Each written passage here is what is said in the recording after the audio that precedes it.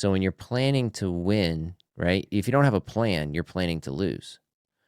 So it doesn't mean the plan is stuck for the next 5 years. It means that you're thinking about it before it happens. So when we plan to win, we are mentally, emotionally, physically, spiritually aware or planning for what we want to do next. When you start writing stuff down and you start thinking about things, it just speaks to you.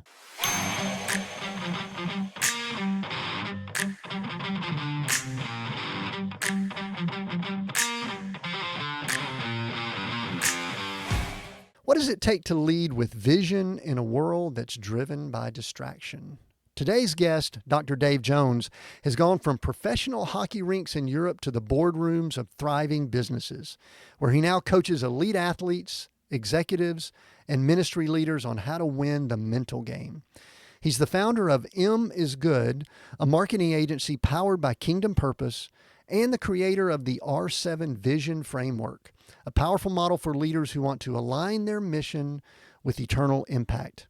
He's also the author of Vision Wins and the host of the R7 podcast. In this episode, we're going to explore what it means to lead with purpose, why vision is more than a buzzword, and how spiritual and mental disciplines are essential for high-level leadership. Dr. Dave Jones, welcome to Seek, Go, Create.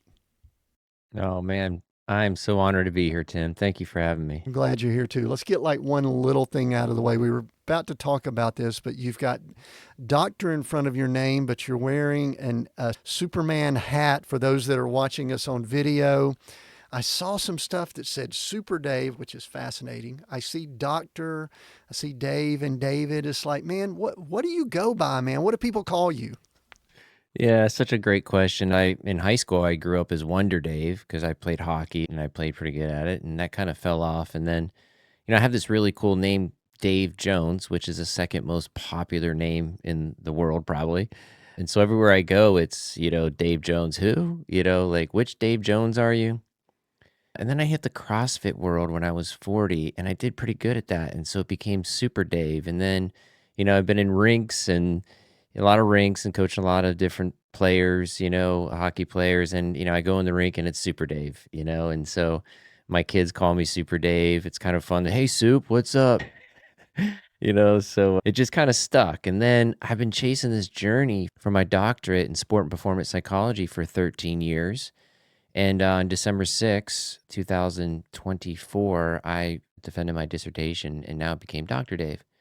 So a lot of my friends around me are like, there's no way I'm calling you Dr. Super Dave. Like, that's not going to happen. So it's Super Dave, it's Dr. Dave, it's fun, man. Like, we're having a good time with it. Dr. Super could be kind of like a Marvel type yeah, character for sure. or something like that. Hopefully not a villain, hopefully a good guy. Yeah, it's interesting. I think you remember back when it was actually Super Dave, and Super Dave was not like a Marvel hero. He was kind of a goofball. Like, it was the worst production ever, and everybody loved it. So that's more about me, having fun and like, messing things up, but still goofing on it. So, unfortunately, there's no Super Dave apparel out there. So I just buy the Superman stuff and call it Super Dave. So this is like idle banter that somebody's going to go, hey, could y'all get to the vision stuff? But it's kind of funny. When you first came across our desk, this will kind of tell you where my mind is. I didn't see the Super Dave initially, which I would have gone directly to Super Dave Osborne for those that even don't know what we're talking about, kind of an older reference. But I actually thought your name said Davy. And I was like, Davy Jones, man, wasn't that the lead singer of the Monkees? It's like, he's still how old I am. There's younger people going, what the heck is that guy talking about? But it's like, man, I would love that. That would be so cool. But anyway, you are the man and the one I need to be speaking with. So I've got Dr. Super Dave Jones here. I think I might go by Dave unless you correct me as we go along. But unless you say something, I might either lean towards a doctor or super just to emphasize what we said there. But hey, first question I like to start with, sort of related to that, but a little bit different. And that is, would you prefer to answer the question, what do you do or who are you? Pick it and start answering. Yeah, I think I'm going to go with who are you? Because I feel like, so who are you I think that when we have this common language that we use, you meet somebody for the first time and they say, "What do you do?" It's kind of a question of, how do you make money? And I feel like it's a very misleading question. And this probably drives a lot of identity crisis in the world, this common language that we use. And so, because I've worked with so many athletes and former Christian organizational leaders and current, in this transition period, identity is a big deal. And so, when you have performance related questions that really over time build up, that you actually think you are, what you do. And the reality is, we have problems with, I like to call our flap, our fear, lust, anger, pride. And so when your identity is in your fear, lust, anger, pride, it's how many cars do you have? I'm president, I'm vice president, I'm a hockey player, I'm not a hockey player. Whereas when your identity is in Christ and it's not performance related, who are you becomes a funner question because, I am a man of God, the best of my ability. I'm not perfect. So let's be clear about that. I'm a business owner, I'm a husband, I'm a dad, I'm a coach. This goes back to vision. Who you are is not what you do. And so who I am, I unify excellence in the marketplace. That's my vision. Those that have heard me talk in the past, they've heard my vision over the years.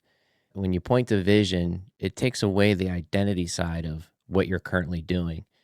We live off of peaks and valleys in our life. Nobody's awesome all the time. And so in the valley, I believe, is where the Lord wants you to glorify him. And so if our bank account has one comma in it and we're feeling bad about ourselves, it's really hard, right, to glorify the Lord. If our bank account has two commas or three commas in it, we feel really good and we're unstoppable. But the reality is your identity is in your pride, not in glorifying the Lord. Now that was really heavy, really fast. I like it. I made two or three notes here that we're going to kind of keep going heavy because this is important. See, I think what we're doing is I always say we're diving into the deep end of the pool, but we're going to some core stuff right away. And we're going to get to in a little while. I've gotten to a good portion of your book, Vision Wins 7 Strategies for Mental Toughness in Life and Sports. And I want to tell you, Dave, that I don't hear the word mental toughness much anymore. So we're going to talk about that in just a second. But so mental toughness is a topic. I want to talk about how it relates to vision and mission and things like that, especially within the R7 framework. But you brought up something to me that is at times a word that's what I call Christianese. And it's language that we use in the Christian or followers of Jesus world that maybe someone who's not in that world doesn't know what we mean. And you mentioned that you are who you are, your identity is in Christ. And I believe that I know what that is because I've been living that life for a while. And I believe other Yeah. Christians, truthfully, I went to Bible school for a couple of years. I don't think a lot of people know what that means. Mm-hmm. So I think one of the first things I'm going to do, and this is again more deep question, why don't you explain in your words? Let's start with what it's not, right? It's not your bank account. It's not your cars. It's not, forgive me, but how hot your wife is or how skinny your wife is, how long you've been married, like these are kind of the worldly triggers. What living a life of Christ to me, but it means that you're a follower of Jesus, that you're reading the Bible, that you're praying daily, that you're trying to do what's right by the word of God, not what's right by whatever the wind is blowing in today's political or in sporting environment. And so it's doing your best that you can to live a life according to Christ. That's what that means. So I follow the Bible. I'm very open about I am a right-wing, Bible-toting, gun-carrying Christian. And I glorify the Lord in everything I do, whether it's, and some days I would say that some days are better than others, honestly. But I'm always going back to what do the scriptures say? How do I react to this? I think, having the fruits of the Spirit are important, as kind of a checklist. So love, peace, patience, self-control. This is what it means according to the way I see the world, which is not always right all the time, but it's following Jesus. Yeah. Have you always been that way? I have not been all this way. I didn't. I grew up. I grew up playing hockey. I won a state championship early on in my high school career. I got really drunk. My brother, who was going to Moody Bible Institute, came home the next day after you know, after I was trying to recuperate, and I was just, you know, on the bed and just out for the day. And my brother came and said, "Hey, do you want to live a life like this?" And I'm like, "No." And he's like, "Do you want to see Jesus as your Lord and Savior?" I'm like, "Yes, I want something more than this." I was 16 when that happened. I went on to play juniors and pro in Europe, and it wasn't till probably my second or third year in Europe where I was like, you know what? I was 22. I had met a woman that we basically, who's my wife now of 25 years. He said, "You know what? Let's do a better job of living a life of Christ and try to follow him and read and pray." And that's when it all began. So that seed was in there. It just took a while to get out. And even then, my journey is 25, 26, was still like, I just didn't like myself at all. So I had to turn off the TV. I had a mentor come in my life and say, "Read these books for the next 2 years." And I did. Hmm. So what's interesting is that it sounds as if you started off, you were talking about the valleys Yeah. but it sounds to me like winning a state championship when one is probably identifying as a hockey player Hmm. during that stage of your life. I think you identified as a hockey player probably, and you reached the pinnacle. And the next day, there was a door that was open that was, we'll call it the seed. And there may have been others Hmm. before that, but talk about that because I know you deal with a lot of athletes and all. We might be getting into some of that shortly, but talk about with you personally what it was like to be at. I mean, there's probably nothing higher that you could have done at that stage than to win that championship in that sport, correct? Yeah, that's correct. I mean, I was 15, 16 years old and freshman in high school. And so, winning a state championship in a state that wasn't known for winning championships was a big deal. It was a town of 16,000 people, and the whole town came out. I was a celebrity at that point, and we had climbed the summit. We had done it. We were on the peak. And I don't know, I think I was probably too young to understand what all that meant. It was just celebrate and drink some vodka and orange juice, you know? Looking back on it, it was definitely, God working in my life. And so I think looking back on it again, I think there's bigger pinnacles, and I've studied them all from the Super Bowl to the Stanley Cup to, MLS, on a world stage, which is much more difficult to navigate than a 15-year-old winning a state championship. So, would you have, looking back now, especially, this is a good question to ask, would you have said you were mentally tough at that age? And if you were, what did that look like then? And if you weren't, I guess kind of grade your mental toughness at that point. Oh man, I was weak. I was fragile. I was not tough at all. No way. I mean, it's probably 45, I think, before I really probably knew what mental toughness was and how to use it, honestly. But you were Um, doing well with what we'll call it. This is where I'm going to start maybe yeah. drawing the barriers between how I define in Christ or in the world. Okay. This is where I'm going here. Is that you were doing things that were leading to success in that world system, but yet something was lacking that was drawing you into, we'll call that the kingdom of God Yeah. system. So, and that was in the 20s, and a lot of people go through it. A lot of people go through it later in life, whatever. And I think it's all a journey that we go through. But I mean, you were doing well in that world system, correct? I probably, probably just felt like that's it. It's got to be something more. It's interesting when you turn to drugs and alcohol, isn't it? Like to release the pressure or the stress. You feel like that's the way to do it, to let go. People do it all the time. In fact, I like to say, like, fans being a fanatic of a sport, is an acceptable way of of deflecting the real issues. We socially accept that. Hardcore drugs, we don't, obviously. Yeah. Yeah, and in my world, one of the things that's acceptable in the business world, you're operating in the business world now too, obviously, Mm-hmm. is that it's acceptable to be addicted to what I call more. It's Yeah. not a drug or anything, it's just more. I need to make more money. I need to Mm-hmm. expand my business. I need to make more whatever. I need to work more hours. And that addiction is what I've battled. That's part of my journey. It is rewarding in that world system, but it's not in the Mm-hmm. kingdom of God system. And so that's interesting. Now, one of the things, this is one of the reasons I was drawn to you. So Okay. let me go ahead and kind of get maybe a controversial type topic out. I love sports. I really, really do. So I want to preface this next statement and what is going to lead to questions with I do love sports.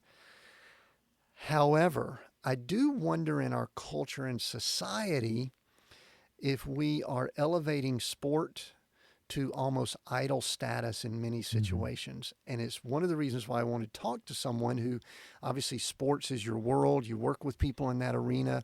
You also work with people that have great ministries in that arena. Yes. And so if I say something like, hey, I believe that sports, and especially the way we're doing it now, seems to be like we're building a lot of idols, respond to that statement. There's so much there to unpack, honestly. I'll just take in a direction. You tell me if you want to go a different way. I think the athletes I work with, they don't ask for that idol. So I think we're all trying to become the best version of ourselves, whether we believe in Jesus or not. Like, we want to see how far we can go, whether it's your average golfer, whether it's I'll use hockey because I'm familiar with that, like whether you're a 16-year-old triple A or double A player or college or pro, you're just trying to see how far you can go. And some guys go farther and gals go farther than they ever dreamed of. And so people want that. They want to know, like I use Tiger Woods as an example. Most of us can relate to that. Like, how did he do that? I mean, it's so incredible of how he did that. And so we're just attracted to that excellence, that peak performance. We want it. We want to duplicate it. And it's probably in that lustful side for sure. Imagine if we had that same kind of lust for Jesus, right? That same kind of like, I want to emulate what he did. And we know the Satan's there to kill, steal, and destroy and provide confusion. And so why not deflect us back to sport, to man? It's a failing system. I think the athletes that I work with, they're not really like asking for the idol side. They're just chasing it. And we, in some level, we want to know how to do that. And, what are the triggers or the bad habits that I have in my life that I can get rid of so I can be a peak performer? I think inherently, whether you believe in God or not, there's something about the human wanting to be better and wanting to live. I had a real unfortunate opportunity of, a couple years ago watching my dad die. He had lung cancer and he was 80 years old. And he had smoked for 40 years. He had stopped for 20 years, but it came back and, he got diagnosed in November and then he died in April. And it was really interesting to me, like very emotional, lots of grief still going on today. But how, when I just watched that, because he went all over to hospice and like, and for those that are not familiar with hospice, like it's a place where you go to die. They basically turn it off and make it a comfortable transition for you. And it just really kind of blew my mind how much the body wants to survive and how much the body can survive on nothing. And so, like, in all animals that God's created, it has a survival side of it. And I think we want to do more than that. We want to push the envelope. Yeah, and I love the word you use, excellence. My dad passed a few years ago too, had some Mm, cognitive issues and kind of watched it also. It's kind of like, we look at him cognitively, physically, he seemed kind of strong. And it was almost like, we were saying, how can he keep going? yeah. But yet, does my wife's mother's that way. Her body has been pretty rough for going on 30 years now, but she still Sounds bad. Hanging around, like hanging Yeah, around. it's crazy, right? I can't believe how strong and that will to live, I think, Yeah. is what we're talking about. I want to circle back to that one more thing related to sports, and Mhm. and I guess it's the pressure that culture and society is putting on it. And I just this morning read a quick blurb about a 5-star quarterback, high school kid that was being recruited by Oregon and University of Georgia. I'm originally from Georgia. I'm not a Georgia fan. I want to be real clear about that. I went to Georgia Tech. But I'm just sitting here thinking about this kid. He committed, decommitted, and now they've got all the NIL money and they've got Mhm. contract, they've got big time stuff that's always been around. Now it's kind of out in the open. And I'm just sitting here thinking about 17, 18, 19-year-old. I hate to call them kids. That sounds, kind of downplay, but what happens with mental toughness Yeah. when all that kind of stuff's being dangled at you, and you've got grown men telling you how awesome you are? And the reason I kind of was thinking about it, Dave, is that they commented in this article that in the last 2 days, while he was making this flipping decision, he went from one to the other. Both of the offensive coordinators and maybe even the head coaches had come to his place, sat in his living room, and were pitching and recruiting this kid. Sorry. But I mean, how are we dealing with all that stuff just from a mental standpoint? And I mean, business people are too, and people in ministry and all that. But boy, we're throwing a lot of stuff at some of these young athletes. Oh, for sure. And I have a really kind of strong definition of mental toughness. I'll just tell you what it is. So it's playing or performing. So in business world, you're performing. Obviously, in sport, you're playing or performing at the upper ranges of your ability, consistently, under pressure, in the biggest moments. That's mental toughness. So what I'd love to also say is sports is a petri dish of emotions. So once pressure happens, that's where we see where you're at. So like when I watch games now, I don't really watch for the X's and O's. I watch for the pressure, see it come in, and then just watch the players and how they deal with it. That's how you know if somebody's strong or not. It's super easy to watch and fun to watch. And so then I call that low EI. So when they're mentally weak, they have low emotional intelligence. So when you have low emotional intelligence, it's all about you complain, you blame others, you're in what's called a weak channel. All you can think about is the emotion, what this person did to me. Your team mindset goes out the window. You're focused on winning, not on the process. There's a whole lot of things that happens when you're low EI, when you're mentally weak. And so same thing with performance. So like when you're talking about organizations and organizational leaders, everything's fine when you're in your office by yourself. But once you get around employees and now maybe there's not as much money in the account or somebody says something to you that you don't like, the pressure happens and now we see what's inside. It's interesting. I just had an example come to mind that's sort of recent, and I'll bring it up and let you either comment on it, or I'd love if you've got a recent example of a sport example where that'll kind of put a timestamp on this episode, but I don't care. I don't watch a lot of sports or anything anymore because I realize I can actually get addicted to Mm, the watching of it. You know what I mean? It's not yeah. my business like yours, so but I did catch the last hour ish or so of the Masters about a month ago with Rory Yeah. McIlroy, and we had a place not far from Augusta, Georgia, for the longest, in a golf mecca and things like that. And I believe that may be an example of what you're talking about. Can you speak to that? Yeah, I can. And in fact, I've studied him. I've studied Rory. So this is the difference between process thinking and outcome thinking. So when you outcome think, it's all about winning.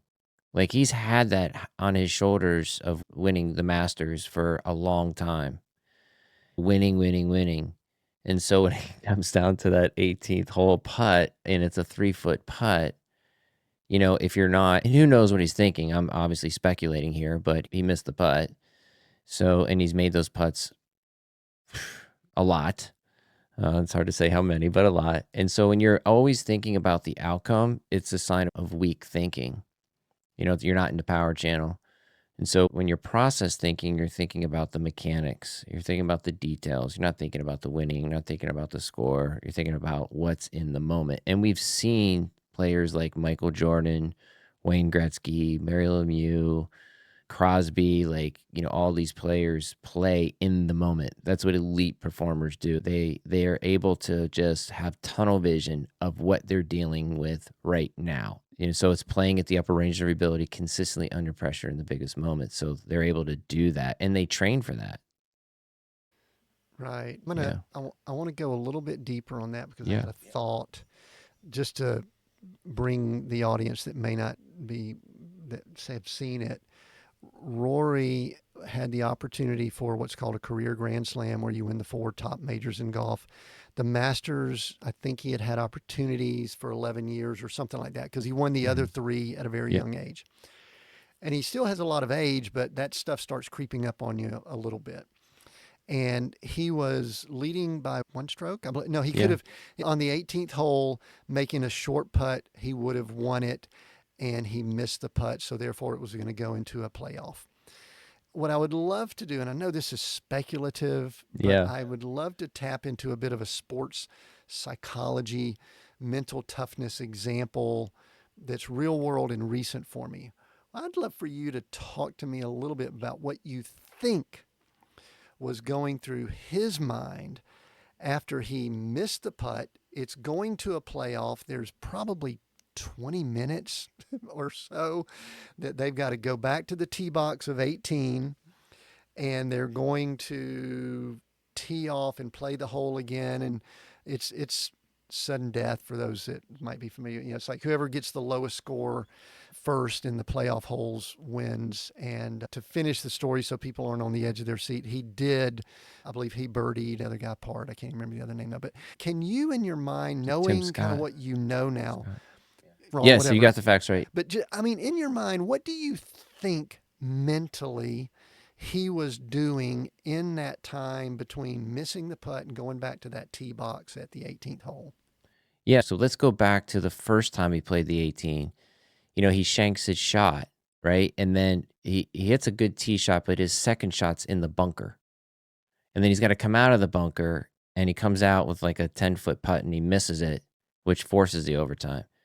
So the 20 minutes where he's like having to go sign his card and go, I think he's reflecting on everything that happened the first time. And I think he's probably, if there was a coach there, is in his ear saying, just relax, man. Just go have fun. Right? Because he was so stressed, and you could tell he was stressed and tense in that second shot when he hit it in the bunker. He was just thinking about winning, winning, winning. Whereas now, as he comes back and he hit a great tee shot, his second shot is within like 8 feet, right? And so it's like he's in his groove. And so it was all that stress that he was able to let go and realize, okay, I can't play this way. Just have fun and just play golf. Yeah. And I think that applies to other parts of our lives. It may not be as narrow of a focus within just a few minutes that we've seen, but him arriving there wasn't a few minutes either. That was a much, much longer journey. And that gives me a great opening. That's a good segue here. We talked about, your hockey career early on, and you went over to Europe and played some, and then you found Christ around your early to mid 20s. Bring us up to where we are now, but I'd love for you to give me a couple of the peaks and valleys between that time and where you are now. And then we're going to move into talking about R7 and some of the things you're doing with M is Good. I want to ask you a couple things about the book, but just give us a couple of the journey ups and downs along the way before we do that. Yeah. Such great questions, man. There's so many ups and downs in there. I would say I got a slap shot in the face. Broke my nose in 3 different directions, cut the nerves in my teeth and my mouth, deviated septum. Oh, you mean literally got a slap shot in your face? I thought you were talking about, oh, life just brought. No, you literally got a slap shot in your face. I got a puck in the face in Kalamazoo K-Wing Stadium. And so I had 3 R's of gauze of each nostril. There were tubes in my nose, and I couldn't breathe out of the tubes because I got all clogged up because of mucus. And so I had to breathe out of my mouth. The next 2 weeks, my tongue is cracking and bleeding at night. And that was a low. That was one of the first times I got on my knees. I said, Lord, what do you want from me? Because this is not like I didn't pray. I was 21 years old. I didn't pray. I wasn't really reading the Bible. I just knew I need to go to a source. And the source that had never really failed me was God. So I just said, you know what, God, what do you want me to do with my life? Because this sucks. Like, this is terrible. And so I ended up going overseas and playing. And, that was a good career. I ended up, playing there for 4 years and then coming back. I started my company when I was 28. And again, I had taken a sales job with Fox TV and I really didn't like it. And so I went back to prayer. I said, Lord, what do you want me to do? And I found myself staring at a list of all the Christian organizations on the TV station. And I thought, I'll just start an ad agency. What do I call it? And the Lord gave me Marketing Ministries. And it wasn't like an audible voice. I was just like, Marketing Ministries? That sounds cool. Could that be it? So I didn't know what I was doing. I got a lawyer. And he said, yeah, Marketing Ministries available. And I was like, oh, that's cool. That name will work. I thought it was kind of a dumb name. I'm like, all right, Lord, you're not so dumb after all. And so I began to start my company. And out of that list, I went to that list after I left and I said, hey, or before I left, I said, I'm going to start an agency. Will you follow me? And out of the 21 on the list, I said, yeah, we'll follow you. We're in. And so that was like in a November timeframe. In January, I actually went back to him and 18 out of the 21 said, we're not with you. That was a low. So the first year, I think we invoiced $15,000 that year. And I made 15% commission from that 15,000. So that was bad. The second year was like 30,000. That was bad. Third year was like 200,000. Still not good. 15% of 200,000 is $30,000 a year. I'm not setting the world on fire.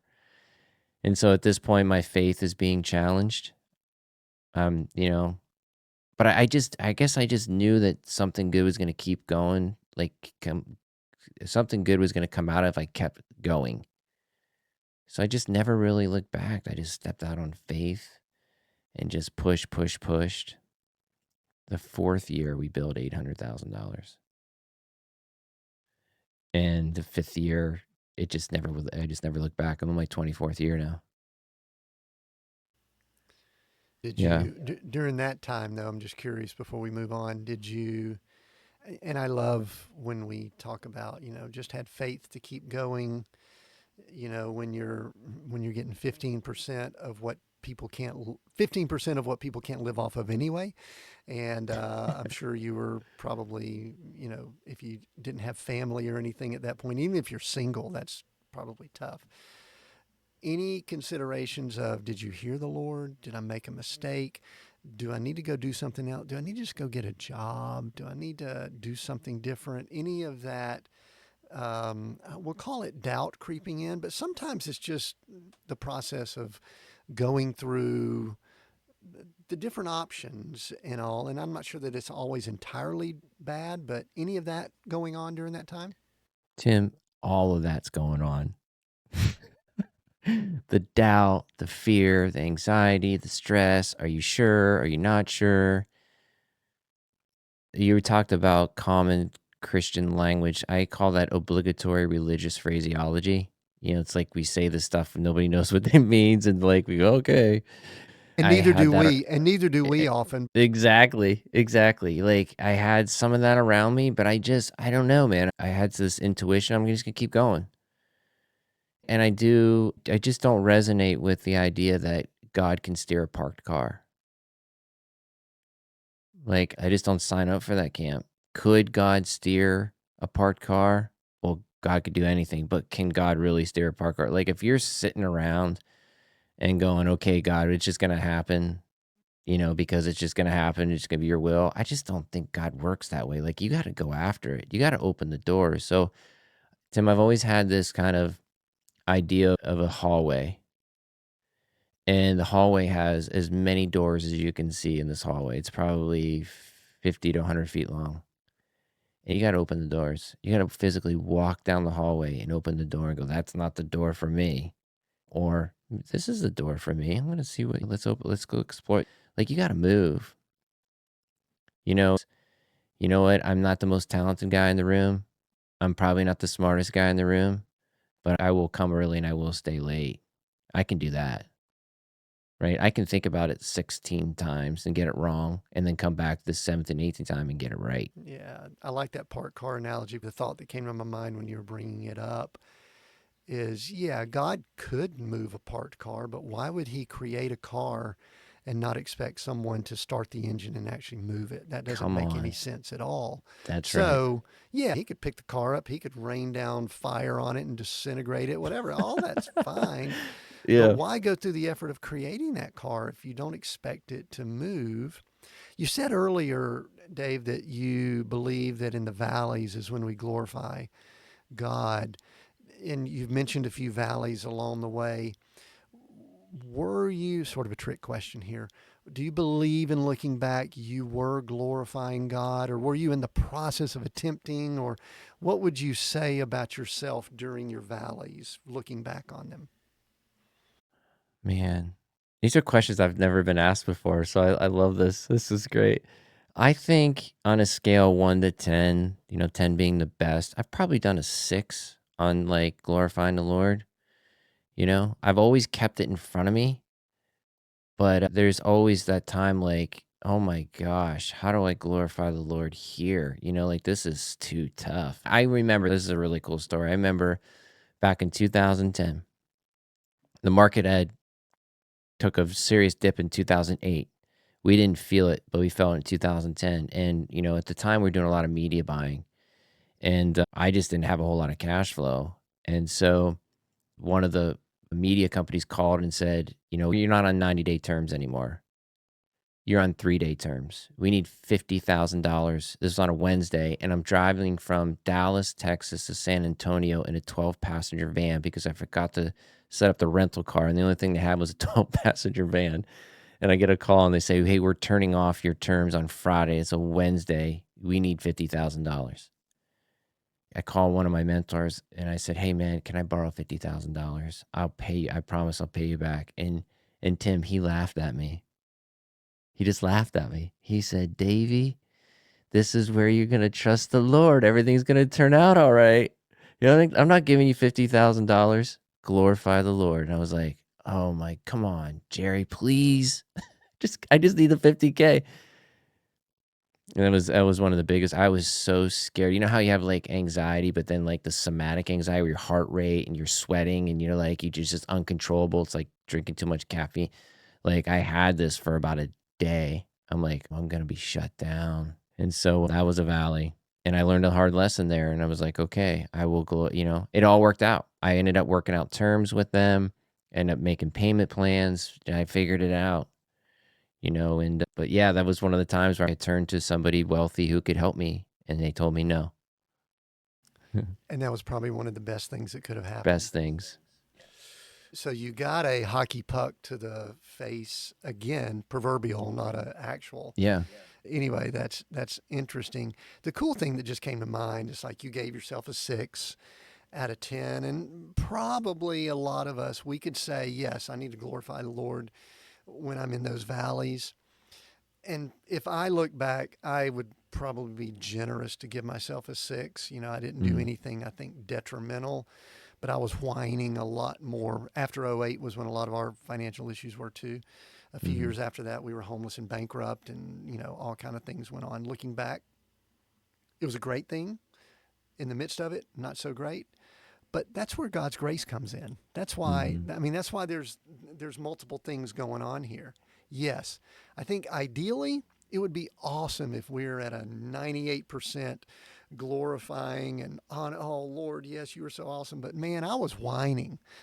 I was Yeah. whining. And so that's where his grace kicks in and he kind of says, okay, we're good here. So now catch me up and tell me all that you're working on now, because at some point you started moving into, I'll call it coaching. I guess now you're technically a sports psychologist, but you're working with, athletes and people like that. You're also still, I think, have the marketing company. We're going to bring up the book in just a moment. But when did all that start to come into play? It's honestly been a journey, a lifelong journey. So, Emma's Good is 24 years old.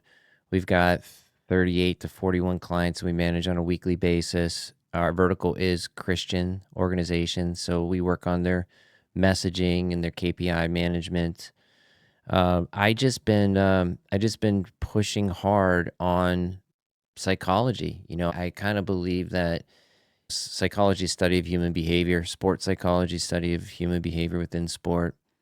And so I just got attracted to behavior and, not the idea of psychology because it comes from a very, dark place, but just that study and how we read things, how we react to things. It plays well with Em is Good because Em is Good is about messaging to a certain audience or audiences throughout all the demographics we have with different clients. And so I just chased that and, I'm not really like a big title guy, as we've discussed before. I wanted a path to study psychology and I looked at the academic world to give me that path and I chased it all the way to the terminal degree, which happens to be sport and performance psychology.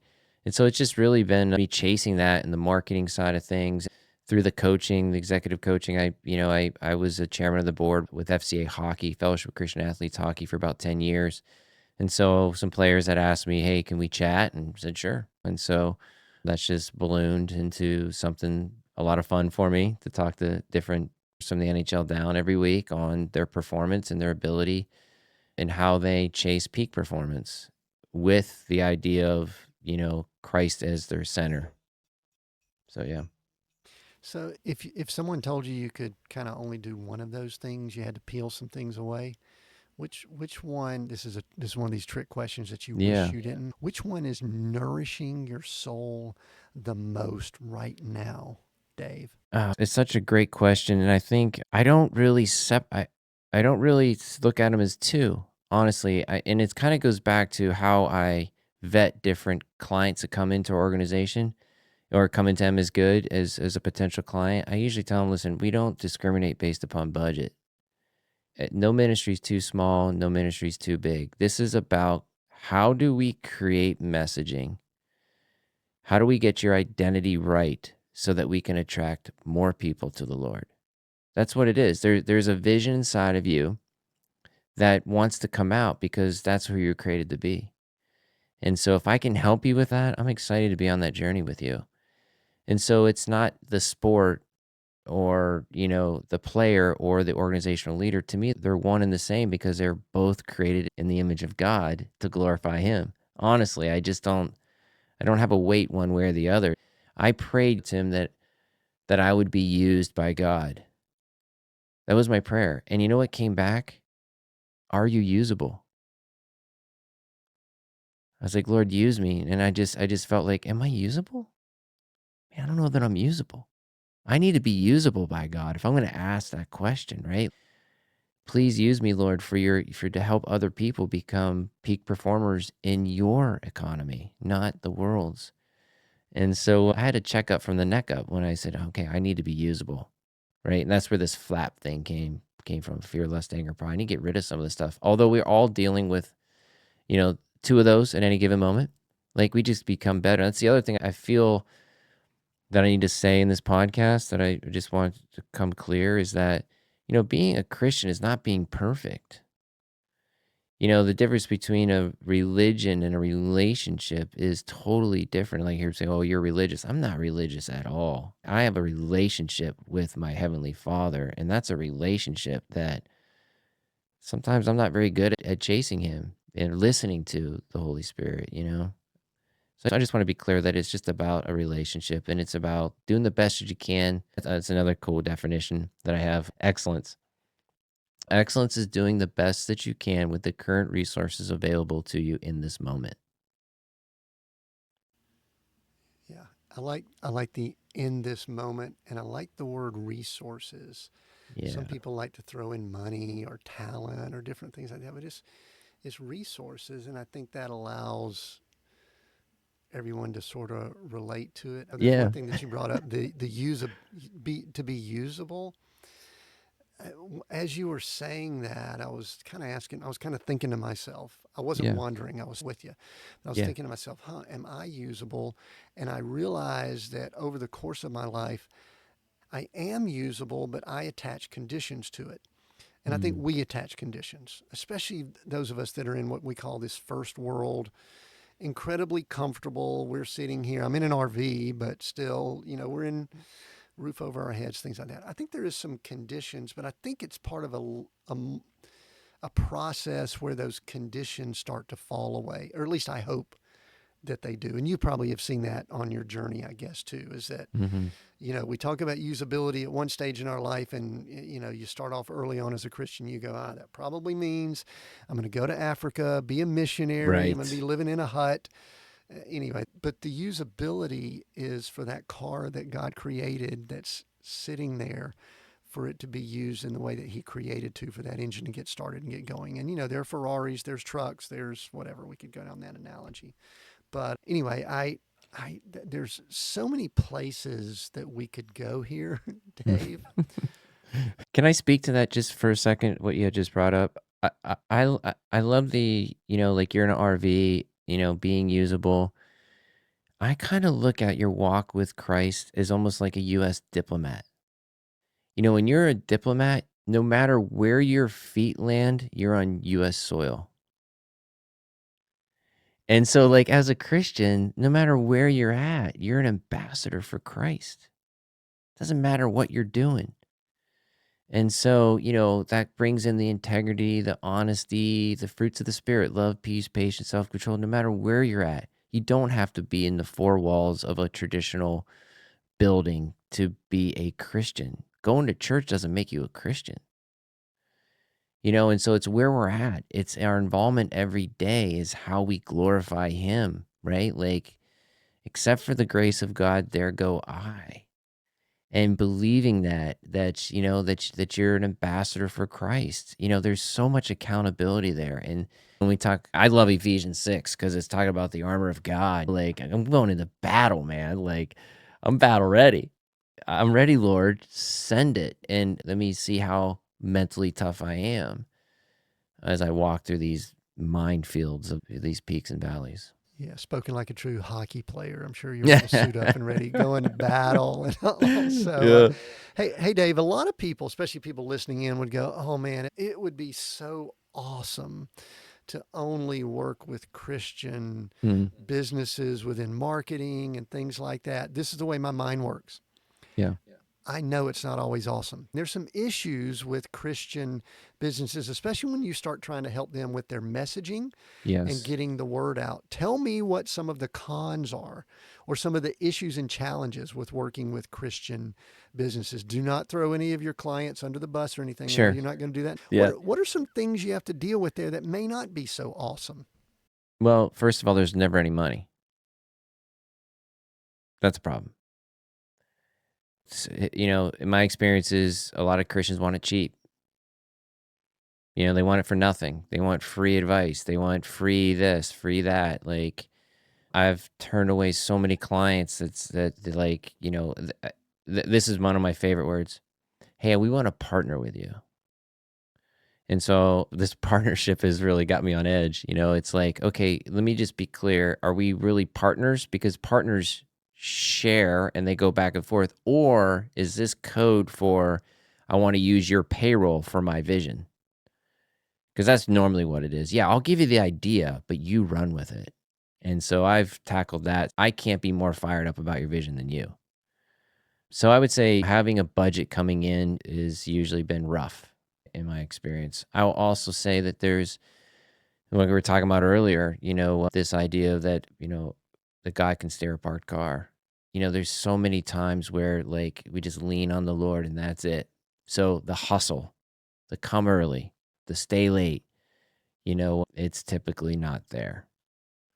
And so they want things cheap and they want things done, where somebody else does the work for them. That doesn't work. I would also say that breaking the mindset, which I think I've done a pretty good job over the years, of obligatory religious phraseology. it is bad. Discipleship, hope, grace, these are all words that we really don't understand. I'm not even sure I understand. I just know that the way we're positioning it within the Christian community doesn't work. We don't know what they are, and certainly the audience we're trying to attract to doesn't. Yeah. Yeah. So, man, that was also good. I'm so glad I asked that question. You It brought got me me all back fired to up. a, yeah, no, man, man, that'd be like a whole episode right there. Yeah. Because it brought me back to a conversation I had in Bible school where I've always been a business guy. I was saved in a business setting. So business is the way my mind is wired. I'm not saying that's always good. It's just the way I'm wired. And so the whole, I'll call it the religion structure. Notice I didn't say the kingdom of God. I said the Yeah. religion structure isn't really my language and my place because of a lot of the stuff you just brought up. But I remember having a conversation with another business guy at Bible school, and there was this great business idea that someone had, and we said, "Man, this would be great for missionaries if they could do it. They could make money. They wouldn't have to come back and beg every time they come to the United Mm-hmm. States." And he said, "Tim," he goes, "I got to be honest with you. We've talked to some missionaries about it," and he goes, "And they're lazy. Yep. They're not willing to work." And I went, Yep. "Man, I don't like hearing that." And that's something that we've had conversations here on the show often. And I love the fact that you are functioning and operating in the marketplace, and you're probably forcing these conversations about mission, vision, mental toughness, excellence, all the words that we've been talking about. Somewhere along the way, that led to a book. I've got it here. It's on my Kindle, Yeah. called Vision Wins, Yeah. Let's go. and 7 strategies for mental toughness. That's why I said, okay, mental toughness is good in life and sports. And tell me a little bit about what brought you to write this, and then I've got some comments and a few questions about the book. Just in the, I'm at 30, I'm at 40% in Okay. the book right All there. right. So I'm in the middle of Elliot and Kelly's story, and this guy Oh, awesome. JJ's come in. So, and I've seen the word Zamboni a few times, which for a guy from Georgia, I love to be able to say it. I'm pretty confident that over 300 plus episodes, it's the first time Zamboni has been said on the Seek Oh Go gosh. Create podcast. So tell me about Vision Wins. Yeah, so years ago, I'm a big fan of John Gordon. If you read any of his books, I just love how he writes fables. And I had the opportunity to carry his luggage to a meeting once. It was through an FCA event. And I was his chaperone, making sure he was taken care of. I had some time with him, and I just asked him, "How do you write a book?" And he told me. And they told me the process. So I sort of said, someday I'm going to write a book. And that's exactly how I want to do it. So I wanted to be a fable. I didn't want to be like the 7 strategies for, mental toughness, or just 7 strategies. I want to tell a story around it. So it took me a couple years to build out the characters, and I have this huge mind map of Kelly and Elliot's, their genealogy, and I just started building out the characters. And the way John writes books is like he just does his life, and he's like, "Oh, this would be a cool setting." And so, like, he puts that down. This is the setting. And so I had been in Edina, Minnesota with my son playing pond hockey. And I'm looking around. I'm like, oh my gosh, Minnehaha. Like, this would be such a cool street name, And so I'm like, the Edina, we're playing, what they call it, the ODR outdoor rink there. And it was like on this pond in the middle. It was awesome. I'm like, this is my setting. So it's in Edina, Minnesota. And Kelly and Elliot, they go through this venture together of, how they're trying to be the best version of themselves. And so they have a mentor named JJ, and JJ walks them through the R7, and he happens to be the Zamboni driver. Actually, he reminds me a lot like you, Tim, like corporate guy, kind of doing something different, totally out of the blue of what you would expect. So JJ goes to be a Zamboni driver, like no one expected him to do that because he's a high paid consultant executive. But he's got this R7 inside of him. And so he basically pulls Kelly and Elliot aside and kind of gives them parts of the R7 throughout their experience at the hockey rink. Yeah, it's the part that I've gotten to is good storytelling. And I love the fable, parable. Yeah. I call it fiction with a mission type storytelling. That's what I did with the novel that I wrote a few years ago. And I had some characters in my novel that people would ask me questions. They said, is Cooper you, or is Yeah. Asa you, and all of that.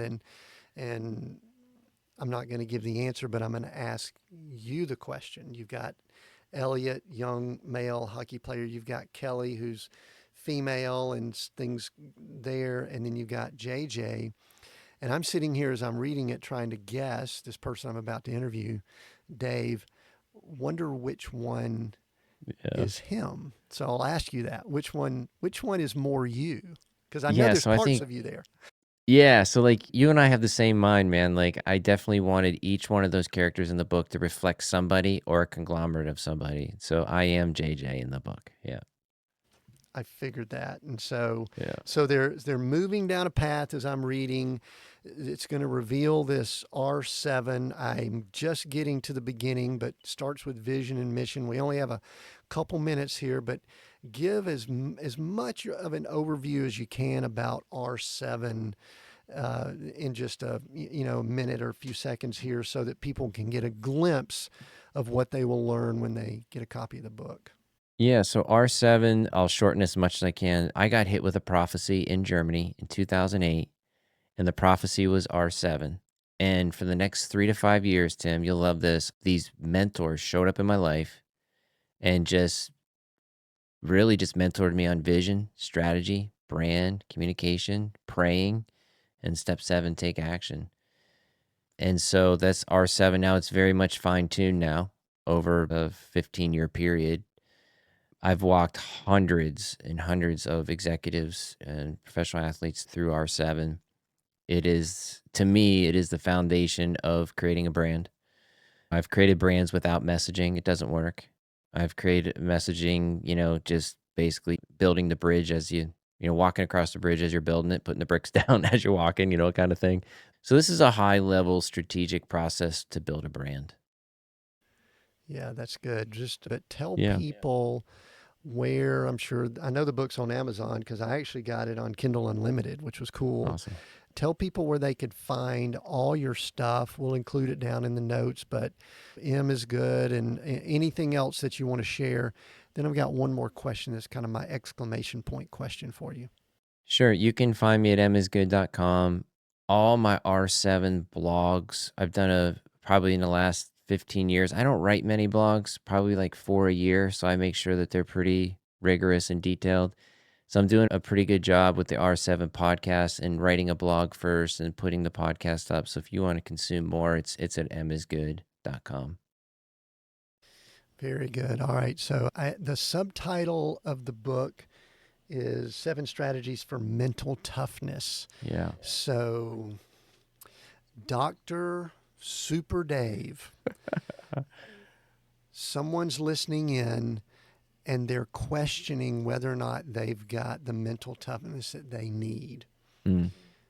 I'm going to give you, let the Holy Spirit lead, give Yes. you 30 seconds to speak directly to that person that really is questioning their mental toughness and they want to increase it, encourage them. Yeah, so first of all, I just want to encourage you for asking yourself this question. I think there's a level of mindfulness that maybe you're not mentally tough. And so now you're thinking about it, which is huge. Yeah, I think in a fixed mindset, you can go, yeah, I'm good. I don't need to do any of that. That's where, excellence does not happen. So just by asking the question, it's powerful. Just say, okay, am I mentally tough? So you're mindful that you're not, which is great. The next step is being mentally tough is not about how you were born. It's not about your genealogy. It is about how you're thinking about the world. And so the easiest, simplest thing I can say is, and it's the slogan of mental toughness training, which is plan to win. So when you're planning to win, right? If you don't have a plan, you're planning to lose. So it doesn't mean the plan is stuck for the next 5 years. It means that you're thinking about it before it happens. So when we plan to win, we are mentally, emotionally, physically, spiritually aware or planning for what we want to do next. When you start writing stuff down and you start thinking about things, it just speaks to you. And so that's what I would say. Excellent. So good. Dave Jones, author of Vision Wins, 7 Strategies for Mental Toughness in Life and Sports. Get a copy of the book. Like I said, I'm about 35% through, and it's great storytelling. I'm real curious now what's going to happen with Kelly and Elliot as they go along. And I'll get to hear more Zamboni. That's really cool. I love to use that word. Thanks, Dave. We appreciate you joining us here. We're Seek, Go, Create. We've got new episodes here every Monday. Cool stuff just like this every week that we're bringing people in that are just helping us be the people that we were created to be. That's what we're all about here. And so thanks for joining us, and we will see everyone next week on Seek, Go, Create.